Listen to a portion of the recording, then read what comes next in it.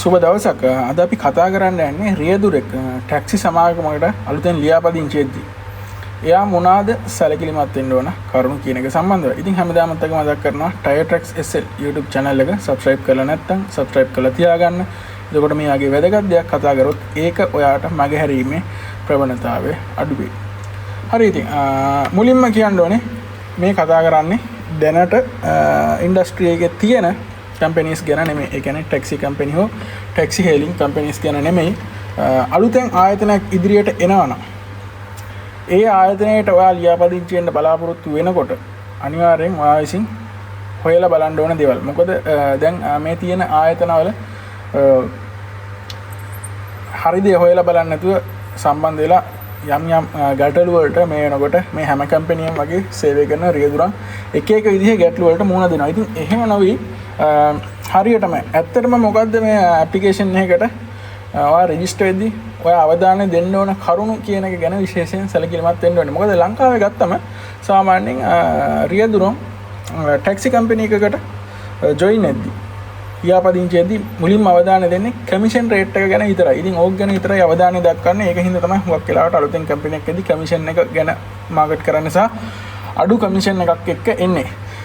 ඉතින් කමිෂන් එක විතරක්ද එතකොට ඔයාගේ මම නම් දකින්න පුද්ගලිකව ඔයා කරන්නේ රැකියාවක්නේ. එතකොට ඔයාගේ රැකියාවට අදාළ රැකියාවේ සුරක්ෂිතභාවය කියන එක කොච්චරද කියන එක ඔයා කවදාවත් හොයලා බලලා තියෙනවද? ඒ කියන්නේ හදිසි අවස්ථාවකදී මේ රැකියාවට එන්න පුළුවන් ගැටලු ඒකත් එක්ක මේ කම්පැනි කොච්චර ඔයාක් ඉන්නවද? වාගේ රැකියාව සුරක්ෂිතව ඕන වෙලාවක එළියට දාන්න පුළුවන්ද? මොකද්ද මේකේ කොන්ත්‍රාත්තු නියමයන් ඒ වගේ ඔයා අවධානය යොමු කරලා නැතුව ඇති. නමුත් ඔයා ඇත්තටම රියදුරෙක් හැටියට මම නම් හිතන්නේ ඕනම කෙනෙක් රියදුරෙක් විතරක් නෙමෙයි ඕනම කෙනෙක් රැකියාවට යද්දී එයා සැලකිලිමත් වෙන්න ඕන ප්‍රධානම කාරණාව මේකේ ජොබ් සේෆ්ටි එක කොච්චරද? මොන හරි ගැටලුවක් ආපු ගමන් මාව එළියට දානවද? මොන හරි ඒ කියන්නේ පැන්ඩමික් ඉෂුව එකක් ඒ කියන්නේ නිකන් අපි හිතමුකෝ නිකන් ලෝකෙම මුණ දෙන ඔය වෛරස් එකක් වගේ දෙයක් ආපුවම එතනදී මොන හරි ස්ටාෆ් එක අඩු කරනවා කොස් කටින් එකක් ඒ වගේ මොන හරි දෙයකට ඔයාව එළියට දාන්න පුළුවන්ද මේගොල්ලන්ට? එහෙම දානවා නම් වන්දියක් ගෙවනවද? එතකොට මොකක්ද මේ නීති පද්ධතිය? ඒවා ගැන අවධානය යොමු කරන්න ඕනේ. ඉතින් ඕක ටැක්සි රියදුරට වුණත් පොදුයි. ඉතින් අලුතෙන් ආයතනයක් එනවා නම් ඒගොල්ලෝ විශේෂයෙන් මේක ගැන සැලකිලිමත් වෙන්න වෙනවා. මොකද දැන් පොඩ්ඩක් මිනිස්සු පොඩ්ඩක් මේ දැන් තියෙන ටැක්සි සර්විස් එක පොඩ්ඩක් මේ එක ගැටිලා වැරදිච්ච දැන් හුඟක් හඳුනාගත්ත අය ඉන්නවා. ඉතින් අර පරණ ක්‍රමයට ආය අලුතෙන් කම්පැනියක් එනවා නම් අපිට කියන්න බෑ. මම කියන්නේ අද හෙට අලුත් කම්පැනියක් එනවා කියලා. එන්න පුළුවන්. අපි නොහිතපු වෙලාවක ගිය අවුරුද්දේ කම්පැනිස් දෙකක් ආවා. ඉතින් ඒ වගේ සමහරක් විට ඉස්සරහට ආය අලුත් කම්පැනියක් එන්න පුළුවන්. හැබැයි අලුත් කම්පැනියක් එනවා නම් මේ රියදුරන්ටත් කියන්නේ කම්පැනියක් කරන්න කවුරු හරි ඉඳන් ඉන්නවා නම් කියන්නේ තවදුරටත් මෙතනදී මුල් තැන මේ කොමිස් රේට් එක කියන එකට මුල් තැන දෙන්න එපා. ඒකෙන් කරන්න පුළුවන් බලපෑමක් නැහැ ඇත්තටම. ඉතින් මේකෙදි විශේෂයෙන් අවධානය දෙන්න ඕනේ ඔයා කම්පැනි එකකට ජොයින් වෙද්දී ඔයාගේ වර්ක් කොන්ට්‍රැක්ට් එක එහෙම නැත්නම් වර්කින් ඇග්‍රීමන්ට් එක සම්බන්ධව අනිවාර්යෙන් විශේෂ අවධානයක් ඔයා දෙන්නම ඕනේ. ඉතින් මේකෙදි විශේෂයෙන් කියන්න ඕනේ ඔයා මෙතනදී සැලකිලිමත් වෙන්න ඕන දෙයක් තමයි ඔයාව මේ ආයතනයට ගන්නෙ මේ ආයතනයේ සේවකයෙක් හැටියද නැත්නම් කොන්ත්‍රාත්තුකරුවෙක් හැටියටද කියන එක. මොකද ලංකාවේ මේ වෙනකොට තියෙන ටැක්සි සමාගම් සියලුම ඒවායේ ඉතින් ගත්තම රියදුරා කියන කෙනාව සේවකයෙක් හැටියට නෙමෙයි බඳවගෙන තියෙන්නේ. එතනදී එයාට හදිස්සිය මොන හරි දෙයක් වුණොත් නීතිමය පියවරන් ගැනීමදී යම් සීමාවන් වලට යටත් වෙනවා. මොකද එයා ඇවිල්ලා කම්පැනියේ එම්ප්ලොයි කෙනෙක් නෙමෙයි කොන්ත්‍රාත්තු පදනම මත ගත්ත කෙනෙක්.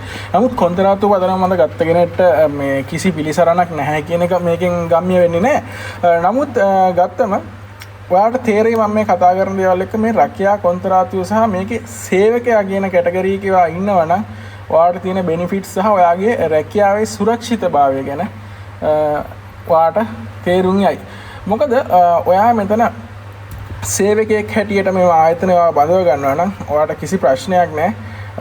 ඒ කියන්නේ ඔයාව නිකම්ම කම්කරු නීති හැම එකටම ඔයා යටත් වෙනවා සහ ඔයාට මොන හරි අසාධාරණයක් වෙච්ච වෙලාවක ඔයාට කම්කරු නීතිය යටතේ අදාළ පියවර ගැනීමේ හැකියාවක් තියෙනවා සහ ඒ වගේම ඔයත් මේ ආයතනයට බැඳියාවක් තියෙනවා.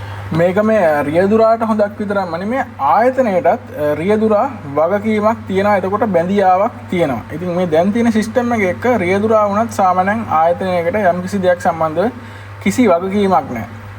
ඉතින් ඒක දෙපැත්තටම සාධාරණත්වයක් තියෙනවා. ඉතින් හරියට වර්කින් ඇග්‍රීමන්ට් එකක් එක්ක සේවකයෙක් විදියට රියදුරෙක් ගන්න එක ඇත්තටම වැදගත්. ඊට පස්සේ මේ සේවකයෙක් විදියට ගන්නකත් එක්ක තව ඔයාලට ලැබෙන ප්‍රතිලාභ තමයි අනිවාර්යෙන් සේවකයෙක් විදියට ගත්තට පස්සේ අනිවාර්යෙන් ඔයාගේ EPF ETF කපන්න ඕනේ. ඒක එතකොට ඔයාගේ විශ්‍රාම යන කාලෙදී ඔයාට මේ රැකියාව කර ගැනීමට නොහැකි කාලයේදී ඒකේ ප්‍රයෝජනවත් වෙනවා. ඒක ඔයාට දැන් සමහරක් විට වදයක් විදියට දැනෙන්න පුළුවන්. ඔයා හිතන්න පුළුවන් මේ දැන් දුවන යාළුනුත් කමිෂන් උයි ඒවයි මේවයි කියලා කපනවා. ඒට අමතරව තව EPF එකකුත් කපන්න ගත්තොත් මේක මේ දුවන්න වෙන්නේ නැහැ. කීයක්වත් ඉතුරු වෙන්නේ නැහැ නේ කියලා. නමුත් එහෙම හිතන්න බෑ. මොකද රියදුරෙක් හැටියට ගත්තම ඔයාට මේ රැකියාව කරගන්න ඔයාගේ ශක්තිය නැති වෙච්ච කාලයකට මොකද්ද එතකොට ඔයා මොන හරි දෙයක් ඉතුරු කරලා තියනවද? නැත්නම් ඔයාට මුදල් වෙන මාර්ගයක් තියනවද? ඉතින් ඒව ගැනත් හිතන්න. ඉතින් අනිවාර්යෙන් ඒක හිතන්න ඕන දෙයක්. ඒකින්ද අර වගේ ගත්තම ඔයාගේ EPF ETF කැපෙනවා. නමුත් ඒක ඔයාට ස්ථිර වශයෙන්ම කවදා හරි ප්‍රතිලාභයක් විදිහට ගන්න පුළුවන් කියන විශ්වාසය ඔයාට තියන්න පුළුවන් වෙන හැම එකකටම වඩා. අනිත් දේවල් ඔයාගෙන් කැපුවට ඔයාට නොලැබෙන්න පුළුවන්. ඉතින් EPF ETF වගේ දෙයක් කැපුණම එහෙම දෙයක් නැහැ. ඒක අනිවාර්යෙන් ඔයාට ලබා ගන්න පුළුවන්. ඉතින් ඊළඟ දේ තමයි අනිත් දේ මේ රැකියා කොන්ත්‍රාත්තුවක් යටතේ සේවකයෙක් කියන තැන ඉඳන් ඔයාව සේවයට ගත්තම මේ ආයතන වලට නීතියක් තියෙනවා. අනිවාර්යෙන් ආයතනයක සේවකයන් රක්ෂණය කළ යුතුයි. එතකොට කෙනෙක් කියන්න පුළුවන් ඉතින් දැනටමත් අපි සේවය කරන ආයතනවල මෙහෙම රක්ෂණයක් කියලා දෙයක් තියෙනවනේ. ඒකෙන් අපිට අපෙන් ගාණක් කපනව නේද කියලා. නෑ ඒකයි මේකයි ඇත්තටම දෙකක්. දෙකක් කියන්නේ එතනදී රක්ෂණය තියෙන්නේ ඇවිල්ලා හුඟක් වෙලාවට ඔයා හයර් එකක ඉන්නවා නම් විතරයි. ඒ කියන්නේ ඔයා හයර් එකක් ස්ටාර්ට් කරලා තියෙනවා නම් ඒ යන හයර් එකක් යන අතරතුරේ අනතුරක් වුණොත් ඒකෙන් ඔයාට හරි පැසෙන්ජර් එක හරි ජීවිතේට මොන හරි අලාභහානියක් සිද්ධ වුණොත් ඒකට ගෙවීම සම්බන්ධව විතරයි. ඒ කියන්නේ ඔයා සාමාන්‍යයෙන් මේ ලංකාවේ මේ ටැක්සි හේලින් ඇප්ලිකේෂන් එකක තියෙන ඉන්ෂුරන්ස් එක ඇවිල්ලා සාමාන්‍යයෙන් හරි නීතියේ හැටියට මේ ඇප්ලිකේෂන් වල දුවන වාහන වලට හයරින් ඉන්ෂුරන්ස් කියන එක තියෙන්න ඕනේ. නමුත් මේගොල්ලෝ දන්නවා හැමෝම හයරින් ඉන්ෂුරන්ස් කරලා නැහැ. මොකද ඒකට ටිකක් ලොකු කොස්ට් එකක් යනවා. ඉතින් ඒට සමාන නමුත් හයරින් ඉන්ෂුරන්ස් එක නෙමෙයි හයරින් ඉන්ෂුරන්ස් එකයි මේකයි අහසට පොළොව වගේ. හයරින් ඉන්ෂුරන්ස් එකට සමාන දෙයක් නිකන් හදිසියෙ මොන හරි වුණොත් මගියටත් පොඩි වන්දියක් ගෙවන්න පුළුවන් විදිහේ ඉන්ෂුරන්ස් එකක් තමයි ඔය දැනට ටැක්සි හේලින් කම්පැනි වල තියෙන ඔය ඉන්ෂුරන්ස් එක. ඉතින් ඕක ඇත්තටම රියදුරාගේ පැත්තෙන් ගත්තම රියදුරාට මේ ආයතනෙන් දෙන හයර් එකක් අරන් නැති වෙලා වගේ. ඒ කියන්නේ ඔයා ඇක්සෙප්ට් කරපු හයර් එක නැතුව ඔයා නිකන් වාහනේ යද්දි හැප්පුණොත් එතකොට ඔයාට වන්දියක් ගන්න බෑ. සහ අනිත් දේ මෙතනදී වාහනයට වන්දි ගෙවීමක් සිද්ධ වෙන්නේ නැහැ. ඉතින් සාමාන්‍යයෙන් සේවක නීතිය අනුව ගත්තම එහෙම වර්කින් කොන්ට්‍රැක්ට් එකක් එක්ක එන සේවකයට අනිවාර්යෙන් කම්පැනි එකෙන් ඉන්ෂුරන්ස් එකක් කියන්නේ ලේබර් ඉන්ෂුරන්ස් කරන්න ඕනේ. කියන්නේ මොන හරි වැඩ කරන අතරතුරදී අනතුරක් සිද්ධ වුණොත් ඒකට රක්ෂණ ආවරණයක් තියෙන්න ඕනේ. සහ ඉතින් මේක රක්ෂණ ආවරණ ගෙවීම සම්බන්ධව කියනවා නම් මේ වගේ දෙයකදී මේක අදාළ සේවකයාගෙන් සහ ආයතනයෙන් ප්‍රතිශතයක් විදිහට තමයි ගෙවීම සිද්ධ වෙන්නේ. ඒ කියන්නේ 100%ක් සේවකයන්ගෙන් නෙමෙයි ආයතනයේ දායකත්වයක් තියෙනවා මේ රක්ෂණය සම්බන්ධව. ඉතින් ඊළඟ කතන්දරය තමයි එතකොට මෙතනදී ඔයාලා මොන හරි මේක රෙජිස්ටර් වෙන්න ඇද්දි කියනවා නම් නෑ අපේ එහෙම වර්කින් ඇග්‍රීමන්ට් එකක් නැහැ.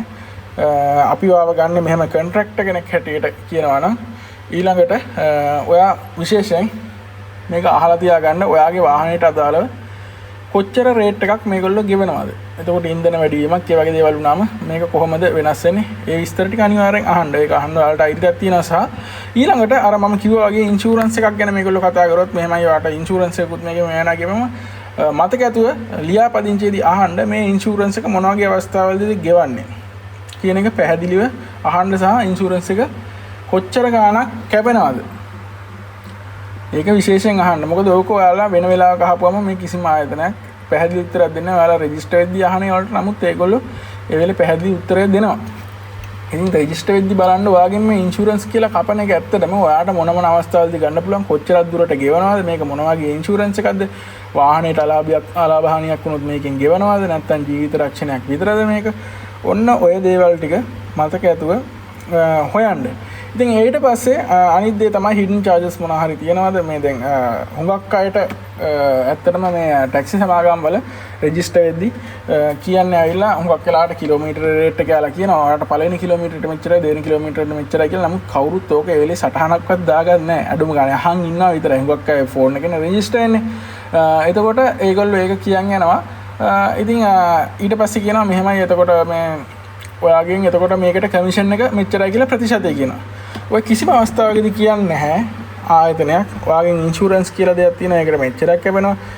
කමිෂන් එකට අමතරව මෙන්න මේ දේවල් කැපෙනවා කියලා. ඉතින් ඊට පස්සේ හයර් එකක් දුවන්න ආවම හයර් එක දුවලා ඉවරම අර කැපිලා තියෙන දේවල් දැක්කම මේ රියදුරා මේක සම්බන්ධ දැනුවත් නැහැ. මොනවාද මේ කැපිලා තියෙන්නේ කියලා. ඉතින් අනිත් දේ තමයි හොඳම කතන්දරේ සමහරක් වෙලාවට දැන් මේගොල්ලෝ කියනවානේ මේ කිලෝමීටරයකට ඔයාලට මෙච්චරයි කියලා. අර අදාළ අඩු කිරීම ටික කොමිස් හැර කොමිස් පැත්තකින් තියන්නකෝ. කොමිස් හැර අනිත් අදාළ අඩු කිරීම ටික අඩු කරාට පස්සේ ඇත්තටම ඔයාට අර කිලෝමීටරයකට ගෙවනවා කියපු ගාණ ගෙවලා නැහැ. දැන් අපි දන්නවා සාමාන්‍ය ඇප්ලිකේෂන් වල තියෙනවා පැසෙන්ජර් ඩිඩක්ෂන් කියලා එකක් අඩු කරනවානේ. ඉතින් ඒක ඇත්තටම ඒ ඇප්ලිකේෂන් එක පාවිච්චි කරනකොට මගියාගෙන් අය කරගන්න ගාණක්. හරි ඒක කිසි ගැටලුවක් නැහැ. ඒක ඇප්ලිකේෂන් එකට අයිතියක් තියෙනවා මගියාගෙන් ගාණ අඩු කරගන්න. ඉතින් අර මගියාගෙන් අඩු කරගන්න ගාණත් හයර් එකට එකතු වෙලා තමයි එන්නේ. එතනදී ඒ ආයතන වෙනුවෙන් තමයි ඔයා ඒ මගියාගෙන් ඒ මුදලත් එකතු කරගන්නේ. නමුත් මේ මගියාගේ මේ අඩු කිරීම මේ ඇප් එක පාවිච්චි කරාට අදාළ ගාණ අඩු කරපුවම එනවනේ ගාණ. ඒ තමයි ඔයාට අයත් ගාණ. ඉතින් ඒක ඔයා ඇත්තටම කිලෝමීටර්ස් ගාණෙන් බෙදලා බලපුවම ඔයාගේ අර පොරොන්දු වෙච්ච මේගොල්ලෝ කිලෝමීටරයකට ගෙවනවා කියපු ගාණ ගෙවලා තියනවාද? ඔන්න ඔක බලන්න ඕනේ. ඉතින් ඒක ගෙවලා නැහැ. ඉතින් විශේෂයෙන් ඒක ගෙවලා නැති ප්‍රශ්නයක් තියෙනවා. ඉතින් සහ අනිත් එක මේ කොමිස් රේට් දැන් සාමාන්‍යයෙන් ඔයාව කොන්ට්‍රැක්ටර් කෙනෙක් හැටියට උනත් ගත්තම අර ඒකයි මම කියන්නේ රැකියා කොන්ත්‍රාත්තුවක තියෙන අත්‍යවශ්‍යතාවය. රැකියා කොන්ත්‍රාත්තුවක ඔයත් අත්සන් කරලා පොරොන්දු වෙනවා, ආයතනෙත් අත්සන් කරලා පොරොන්දු වෙනවා. එතකොට ඔය දෙගොල්ලොන්ගේම අනුදැනුමකින් තොරව මේක වෙනස් කරන්න බෑ. නමුත් මේ ආයතන ගත්තම දැන් තියෙන ආයතන ගත්තම මේගොල්ලෝ හුඟක් කලාවට ඩ්‍රයිවර් දන්නේ ගාණ අඩු වැඩි කරනවා. කමිෂන් රේට් එක අඩු වැඩි කරනවා. ඉතින් රියදුරා දන්නේ නැහැ මේ සම්බන්ධව.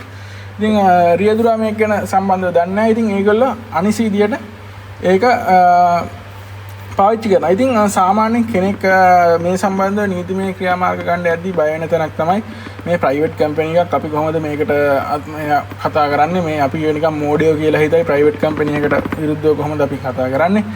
එහෙමත් නැත්නම් මේකට අපි දැන් මේක කොන්ට්‍රැක්ට් බේසිස් ඉන්නේ අපිට මේකේ කිසිම නීතිමය දෙයක් කතා ගන්න බෑ. එහෙම දෙයක් නෑ. හැබැයි මෙහෙම දෙයක් තියෙනවා. ඒ කියන්නේ ඔයා කොන්ට්‍රැක්ට් බේසිස් කොන්ට්‍රැක්ටර් කෙනෙක් විදියට හිටියත් කොන්ට්‍රැක්ටර් කෙනෙක් හැටියට හිටියත් එයාලට බෑ ඔයාට වර්කින් ඇග්‍රීමන්ට් එක දීපද. අනිත් කතන්දරේ කියන්න වර්කින් ඇග්‍රීමන්ට් එකකට ආයතනයකට තමුන්ගේ හිතුමතේට මේ නියමයන් කොන්දේසි අනම්මනම් එහෙම ඇතුළත් කරන්න බෑ. අනිවාර්යෙන් ඒ කොන්දේසි ඔක්කොම කම්කරු නීතියට යටත් වෙන්න ඕනේ. කම්කරු නීතියට පිටින් යන කිසිම රෙගියුලේෂන් එකක් කිසිම කම්පැනි එකකට ප්‍රයිවට් වුණයි කියලා එහෙම ඇඩ් කරන්න බෑ. ඒක අන්ෆෙයා ස්ටේට්මන්ට් එකක් හැටියට නීතිමය ක්‍රියාමාර්ග ගන්න අවස්ථාවේදී අයින් කරලා දාන්න සම්පූර්ණ අයිතිය තියෙනවා කම්කරු නීතිය යටතේ.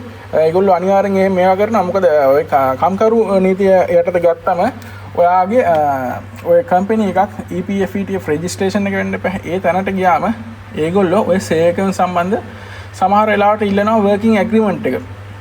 මේ එක එක සේවකයාට අදාළ වර්කින් ඇග්‍රීමන්ට් එක. කියන්නේ සේවකයා අත්සන් කරලා පොරොන්දු වෙච්ච නියමයන් එක්ක වර්කින් ඇග්‍රීමන්ට් එක ඉල්ලනවා. ඉතින් එතනදී නිලධාරියා කියවලා බලලා මේකේ කම්කරු නීතියට පිටින් යන රෙගුලාසි මොන හරි තියෙනවා නම් වහාම ආයතනය දැනුවත් කරනවා මේවා කම්කරු නීතියට පිටින් යන දේවල් මේවා කරනා කරලා කොන්ට්‍රැක්ට් එකෙන් ඉවත් කරන්න කියලා. ඉතින් ආයතනයක් අත්නෝමතිකව මේක ගණන් ගන්න නැතුව එක දිගට ඕක වර්කින් ඇග්‍රීමන්ට් එකේ තියන් ගියා කියලා මේ ආයතනයට ලැබෙන පිළිසරණයක් නැහැ. මොකද නීතිය ඉස්සරහට ගියාම ඒක කම්කරු නීතියට පිටින් තියෙන කන්ඩිෂන් එකක් විදිහට සලකලා ඒක බල රහිත කරනවා.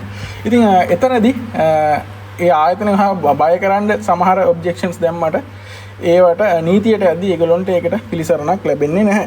ඉතින් ඒ වගේ දෙයක් තියෙනවා. ඉතින් ඒක හින්දා අනිවාර්යයෙන්ම වර්කින් ඇග්‍රීමන්ට් එක කොච්චර වැදගත්ද කියන එක ගැන ඔයාලට තේරෙන්න ඇති මේ සාමාන්‍ය ටෙම්පරරි රැකියාවක් විදිහට මේ දේවල් කරනවට වඩා. අනිත් දේ කියන්න ඕනේ මෙතනදී හුඟක් අය හිතන් ඉන්නවා මේ EPF ETF කියන එක කැපෙන්නේ පර්මනන්ට් ලේබර් කෙනෙක්ට ආයතනයක. එහෙම දෙයක් නෑ. දැන් අද වෙනකොට තියෙන කම්කරු නීතියට අනුව අපි මෑන් පවර් එක්කෙනෙක් වුණත් ඒ කියන්නේ දවසේ පඩියට කෙනෙක්ව රැකියාවට ගත්තත් ඒ කෙනාට අනිවාර්යෙන් EPF ETF කපන්න ඕනේ. කම්කරු නීතිය අනුව අලුත් විදිහට. ඉතින් ඉස්සර සාමාන්‍ය හුඟක් අය වංගු ගහපු තැනක් තමයි ඔය මෑන් පවර් එක අරගෙන හුඟක් ආයතන මේ මම කියන්නේ ටැක්සි සම්බන්ධව නෙමෙයි වෙනත් ආයතන ගත්තම ගබඩා පහසුකම් සපයන ආයතන වගේ හුඟක් දේවල් ගත්තම ඒගොල්ලෝ කරන්නේ ඇවිල්ලා EPF ETF ගෙවන එකෙන් ගැලවෙන්න ඒගොල්ලෝ කරන්නේ මෑන් පවර් ඒජන්සි එකකින් මෑන් පවර් සප්ලයි එකක් ගන්නවා. එතකොට ඒකට බැඳියාවක් නැහැ නේ කියලා. නමුත් දැන් එහෙම බෑ. මෑන් පවර් උනත් මෑන් පවර් ඒජන්සි එකෙන් අඩුම ගානේ මේ සේවයකට අදාළව EPF ETF ගෙවීමක් කරන්න ඕනේ. එක් දින සේවයක් සැපෙවුවා කියලා එමෙ ඒකෙන් ගැලවීමේ හැකියාවක් නැහැ. අනිත් දේ තමයි මෙහෙම රැකියා කොන්ත්‍රාත්තුවක් කරා සම්බන්ධ අර මං කිව්වා වගේ EPF ETF එක්ක සම්බන්ධ වීමත් එක්ක මේකේ රජයේ මැදිහත් වීමක් තියෙනවා. එතකොට රජයේ තියෙන අර කම්කරු නීති මාලාව නම්මනම් ඔය හැම එකටම මේ ආයතන යටත් වෙන. එතකොට මේගොල්ලන්ට හිතුමතේ කටයුතු කරන්න බෑ පුද්ගලික ආයතනයක් වුණයි කියලා.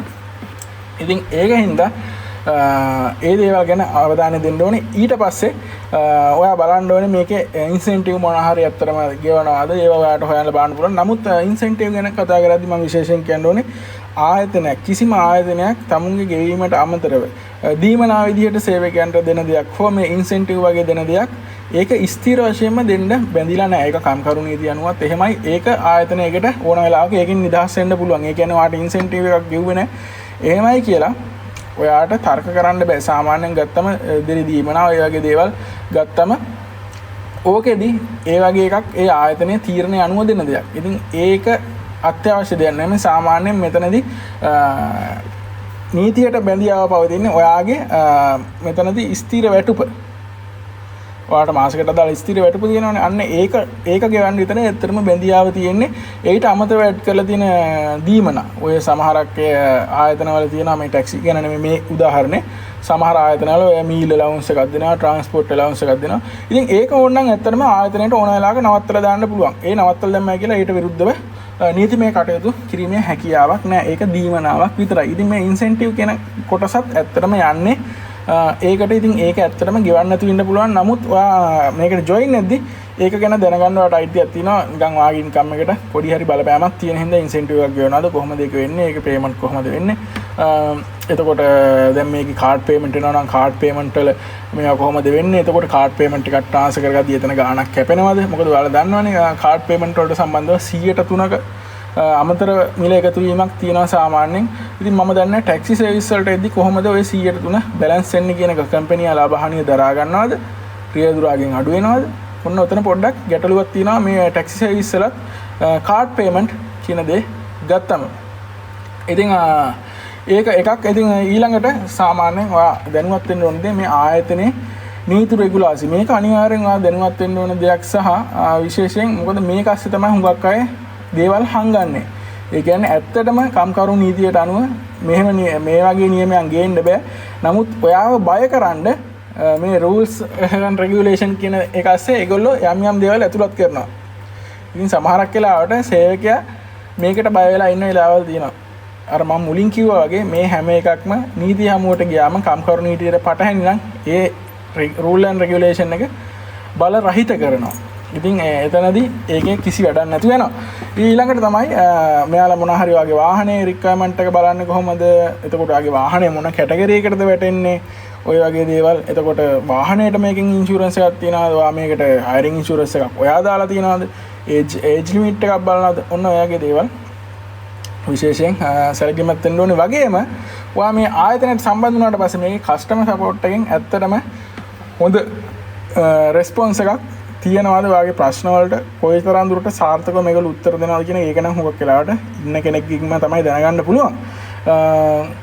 ඒ වගේම තමයි මතක ඇතුව අර මං කිව්වා වගේ වර්කින් කොන්ට්‍රැක්ට් එක මොන ඇප්ලිකේෂන් එකක් වුණත් ඉස්සරහට එද්දී ඕක සමහරක් ඊට වාට කොලේ ගන්න පුළුවන්. නැත්නම් ෆෝන් එකට ඇග්‍රීමන්ට් එකක් එනවා. ආ ෆෝන් එකෙන් ඇග්‍රී වෙන්නේ. ඉතින් මතක ඇතුව කලබලයට ඔයාට මොන ප්‍රශ්න තිබ්බත් මූල්‍යමය වශයෙන් මොන ගැටලු තිබ්බත් මේ පාර්ට් එක මිස් කරන්න එපා. මොකද මේක තමයි මේකේ හොඳම හරිය. මේ හරිය මගහැරලා ඔයා මේක අත්සන් කරොත් හරි මේකට එකඟ ඇග්‍රීඩ් කියලා එකඟ විද්‍යුත් එකඟ වෙලා එකතු වුණොත් ඊට පස්සේ මේ නීති ඔක්කොම ඔයා මේ ආයතනයේ සේවය කරනකම් ඔයාට අදාළයි. ඉතින් ඒක හින්දා මතක ඇදුව කොන්ට්‍රැක්ට් එක වර්ක් කොන්ට්‍රැක්ට් එක අනිවාර්යෙන් හොඳට කියවන්න. ඔයාට අපහැදිලියක් තියෙනවා නම් වර්ක් කොන්ට්‍රැක්ට් එක සම්බන්ධ ඒ ආයතනයේ කෙනෙක්ගෙන් අහන්න. ඉතින් කිසිම අවස්ථාවක රෙජිස්ටර් වෙන්න කලබල වෙලා වර්ක් කොන්ට්‍රැක්ට් එක කියන එක කියවන්නේ නැතුව මේ කිසිම එකක රෙජිස්ටර් වෙන්න එපා. ඒකෙන් ඔයාටම තමයි බලපෑම් ඇති වෙන්නේ. ඉතින් ඊළඟට කියන්න ඕනේ විශේෂයෙන් අලුතෙන් ආයතනයක් එනවනම් ටැක්සි ශාස්ත්‍රයට. ඇත්තටම මේ හයර් එකක් ගත්තම හයර් එකෙන් හයර් එකට කම්පැනි එක දෙන සර්විස් එකක් නෑනේ. ඕක ඇත්ත කතන්දරේනේ. හයර් එකෙන් හයර් එකට කම්පැනි එකක් දෙන සර්විස් එකක් නෑ. මොකද හයර් එකෙන් හයර් එකට රියදුරාගෙන් කමිෂන් කියන දේ කපා ගන්න. ඉතින් ඇත්තටම ආයෙත් මම හිතන්නේ ආයෙ ලංකාවට එන ටැක්සි සර්විස් එක තවදුරටත් මේ කමිෂන් කියන එක උඩ ඉඳලා කමිෂන් මුදල එහා මෙහා කරලා රියදුරන් බඳවා ගැනීමේ හැකියාවක් තියෙයි කියලා. ඕක ඇත්තටම සාධාරණ ක්‍රමයක් නේ රියදුරාට සහ ආයතනයට දවසකට අදාළව ස්ථිර මුදලක්. ඒ කියන්නේ දවසකට සර්විස් එක අපි වාට හයස් දෙනවා. ඉතින් ඒ හයස් දෙනවට දවසකට වා මෙච්චරක් ගෙවන්න. 150ද 200ද ඒ වාහන අනුව එක වෙනස් වෙන්න පුළුවන්. ඉතින් ඒ වගේ ස්ථිර මුදලක් දවසකට මෙච්චරයි. ඒකට ඇති වෙන්න හයර් ගන්න පුළුවන් කියන එක. මොකද ඇත්තටම මේ හයර් එක ගත්තම මෙතනදී මහන්සි වෙන රියදුරානේ. ඉතින් ඒ ගත්තම එයා උපයෝගයෙන් අසාධාරණ විදියට කොමිස් මුදලක් කැපෙනවා නම් එතන පොඩි ප්‍රශ්නයක් තියෙනවා. ඉතින් ඇත්තටම කොමිස් මුදල ඊට පස්සේ ප්‍රශ්න වුණාම කාලෙන් කාලට කොමිස් මුදල ඔයාලට ඇඩ්ජස්ට් කරන්නත් බෑ. මොකද ඔයාලගේ ආයතනයේට සේවකයෝ වැඩ කරනවා. ඔයාලගේ ආයතනයේ සේවකයන් ඔක්කොටම ඔයාලා වැටුප් ගෙවන මේ කොමිස් මුදලින්. ඉතින් ඒකින්ද හොඳම දේ ඔය කොමිස් කියන එක අයින් කරලා සර්විස් චාර්ජ් කියන එකක් ගෙනාවා නම් දවසකට අදාළ සේවා ගාස්තුවක් අය කරා නම් ඒක සාධාරණයි කියලා තමයි මම පුද්ගලිකව දකින්නේ. සහ ඊළඟට අනිත් දේ ඉදිරියට එන හැම ආයතනයක්ම විශේෂයෙන් අවධානය යොමු කළ යුතු දෙයක් තමයි සාමාන්‍යයෙන් මේකට පැසෙන්ජර් කෙනෙක් බුකින් එකක් දැම්මට පස්සේ සමහර පැසෙන්ජර්ස්ලා ඇත්තටම 6 එක මැද හරියට ගියාම කැන්සල් කරනවා. ඉතින් ඒකට අනිවාර්යෙන් ක්‍රියාමාර්ගයක් තියෙන්න ඕනේ. පෙනල්ටි ෆී එකක්. ඒක අනිවාර්යෙන් පෙනල්ටි ෆී එක රියදුරාට යන්න ඕනේ. පෙනල්ටි ෆී එකේ කිසිම හිමිකාරත්වයක් ආයතනයට තියෙන්න බෑ. මොකද ආයතනය මේ රියදුරා මගියාව ගන්න යන අතරතුරේ මගියා හයර් එක කැන්සල් කරපුවම ඒකෙන් ආයතනයට කිසි පාඩුවක් එන්නේ නැහනේ. පාඩුව වෙන්නේ රියදුරාගේ ඉන්ධන ප්‍රමාණයකට තමයි බලපෑම වෙන්නේ. ඉතින් ඒ අනිවාර්යෙන් හයර් කැන්සලේෂන් ෆී එක 100% රියදුරාට බැරවිය යුතුයි. ඉතින් එතනදී අනිවාර්යෙන් එහෙම සිස්ටම් එකක් හදන්න ඕනේ. පෙනල්ටි ෆී එකක් පැසෙන්ජර් කෙනෙක්ට හැමතිස්සෙම පැසෙන්ජර් කෙනෙක්ගේ පැත්තෙන්ම හිතන්න යන්න එපා. ඉතින් ඔයා වුණත් ඉදිරියේදී අලුතෙන් ටැක්සි කම්පැනි එකක් ඔයාව මොනහරි ඒගොල්ලෝ අලුතෙන් එන්න ඇද්දි සර්වේ එකකට ටෙස්ටින් දුවන්න හරි ඔයාව ගත්තොත් ඔයා අදහස් විදියට අනිවාර්යෙන් මේ කියපු දේවල් ඉදිරිපත් කරන්න මතක තියාගන්න. හැමතිස්සෙම අර ගිරවෙක් වගේ ගිහින් කමිෂන් කියන උඩ පිහිටලා කතා කරන්න එපා. ඒගොල්ලොත් නිශ්ශබ්ද වෙදී. මොකද ඔයා කමිෂන් ගැන කතා කරනකම් ඒගොල්ලොන්ට වැඩේ වාසිසහගතයි. මොකද කමිෂන් කියන දේ මම අර හැමදාම කියනා වගේ ටැක්සි ආයතනයට තමයි කමිෂන් කියන එක වැදගත් වෙන්නේ. ඒක රියදුරාට වැදගත් දෙයක් නෙමෙයි. පුළුවන් තරම් ආයතනයක් ඇද්දී අපි කතා කරන්න ඕනේ කමිෂන් එකට වඩා සර්විස් චාර්ජ් එකක් ඔයාලා ගන්න. කමිෂන් කතන්දරයට අපි එකඟ නැහැ. සර්විස් චාර්ජ් එකක් ගන්න. එහෙම වුණොත් රියදුරාට සාධාරණයක් වෙනවා. නැත්තම් මේ කමිෂන් කියන වචනේ සහ මේ කමිෂන් කියන මන්තරේ මේ ටැක්සි ඉන්ඩස්ට්‍රි එකේ කරගෙන තාක්කල් කමිෂන් එක තමයි ඇත්තටම රියදුරාට පාඩුව කියන දේ ඇති කරන්න කියන එක මතක තියාගන්න. ඉතින් ඒක හින්දා අලුතෙන් ඔයා ටැක්සි එකකට ටැක්සි කම්පැනි එකකට ජොයින් වෙද්දි විශේෂයෙන් මේ කියපු කරුණු කාරණා ගැන අවධානය යොමු කරන්න. ඔයාට දැන් තේරෙනවා ඇති කොන්ට්‍රැක්ට් කෙනෙක් ඒ කියන්නේ නැත්නම් කොන්ත්‍රාත්තුකරුවෙක් විදියට සමාගමක සේවය කරනවට වඩා ස්ථිරව සේවකයෙක් හැටියට ඔයා ආයතනයක සේවකයෙක් හැටියට වර්කින් ඇග්‍රීමන්ට් එකක් සයින් කරලා ජොබ් එකක් කරන එකේ කොච්චර වෙනසක් තියෙනවද සහ ඔයාගේ රැකියාවේ සුරක්ෂිතභාවය කියන දේ කොච්චර දුරට මේකෙන් වැඩි වෙනවද කියන එක ඔයාලට තේරෙනවා ඇති. ඉතින් ඒ වගේම තමයි වර්කින් ඇග්‍රීමන්ට් එකක් කරා ජොයින් වෙන ඔයා අනිවාර්යෙන් ඔයා කරන හැම දෙයකම වගකීම ආයතනයේ වගකීමට ඔයා බැඳිලා ඉන්නවා කියන එකත් මතක තියාගන්න. ඉතින් අද කතා කරේ අපි ආයේ ඉස්සරහට අලුතෙන් ටැක්සි සර්විස් එකක් එනවනම් ඒ ටැක්සි සර්විස් එකට ජොයින් වෙන්න කලින් ඔයා මොනවා ගැනද අවධානය දෙන්න ඕනේ, මොනවා ගැනද කතා කරන්න ඕනේ, ඒ වගේ දේවල් ටිකක් ගැන තමයි අද අපි කතා කරේ. ඉතින් හැමදාමත් වගේ මතක් කරනවා වීඩියෝ එක ප්‍රයෝජනවත් වුණා නම් ලයික් එකක් දාන්න, channel එක subscribe කරලා තියාගන්න. ඒ වගේම තව කාට හරි ප්‍රයෝජනවත් වෙයි කියලා හිතනවා නම් වීඩියෝ එක share කරන්න අමතක කරන්න එපා. ඉතින් හැමදාමත් වගේ ටැක්සි රැකියාව කරන ඔයාට හොඳ rates වල වැඩි hire ප්‍රමාණයක් ලැබිලා හොඳ ආදායමක් උපයලා සන්තෝෂයෙන් ඉන්න ලැබෙන්නයි කියලා ප්‍රාර්ථනා කරන මම මේ වීඩියෝ එක මෙතනින් අවසන් කරනවා. ඔබට බොහොම ස්තුතියි.